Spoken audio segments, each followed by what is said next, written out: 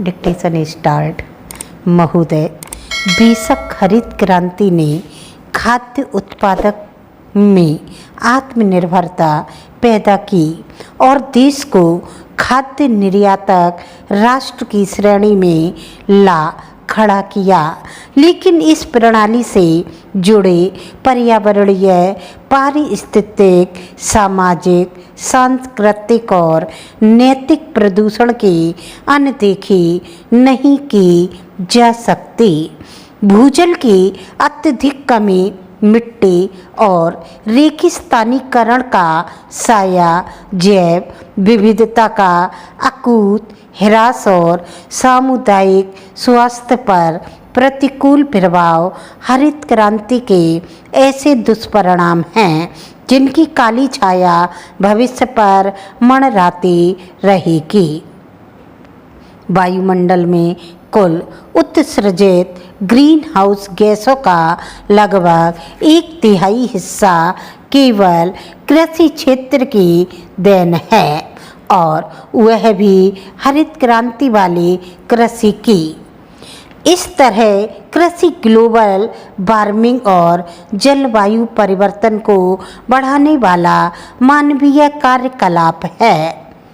इस खेती को संभालने और परिवार की आजीविका के लिए उससे उत्पादन लेने रहने के लिए सभी आदानों, बीज, रासायनिक उर्वरक, रोगनाशक, कीटनाशक और खरपतवार नाशक रसायन, ट्रैक्टर, हार्वेस्टर और अन्य उपकरणों आदि के लिए बाजार पर बढ़ती निर्भरता ने किसानों को ऐसे चक्रव्यूह में फंसा दिया है जिससे अनेक किसान आत्महत्या करके ही बाहर निकल पाते हैं। मानव समाज को प्रत्यक्ष रूप से प्रभावित करने वाला हिंसा के और भी अनेक आयाम हैं।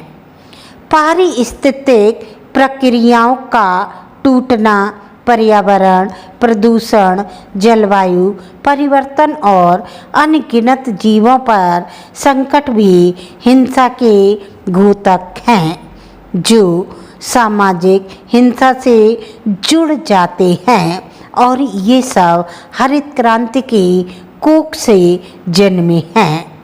वह भारतीय सभ्यता जो कभी अपने वैभव भरे अतीत में 500 तरह के पेड़ पौधे से अपना भोजन चुनती थी, अब हरित क्रांति काल की चंद फसलों से ही भोजन प्राप्त करने के लिए अभिशप्त हैं और अपनी ऊर्जा आवश्यकता का लगभग 60% केवल 3 फसलों गेहूं, चावल और मक्का से प्राप्त करने के लिए बाध्य हैं।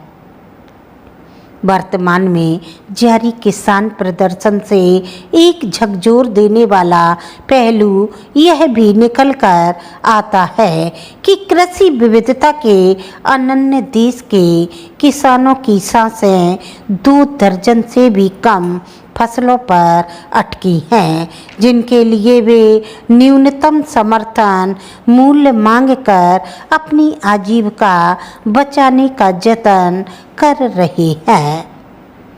हरित क्रांति के बीजों ने भूजल का भारी दोहन किया है, मिट्टी, जल और वायु को कलुषित कर जन स्वास्थ्य के साथ अन्य सभी थलचरों और जलचरों के स्वास्थ्य को बुरी तरह से प्रभावित किया है, और सबसे बड़ी बात पश्चिम से आयातित इस खेती के चलते खाद्य सुरक्षा और किसानों की संप्रभुता से समझौता किया गया है।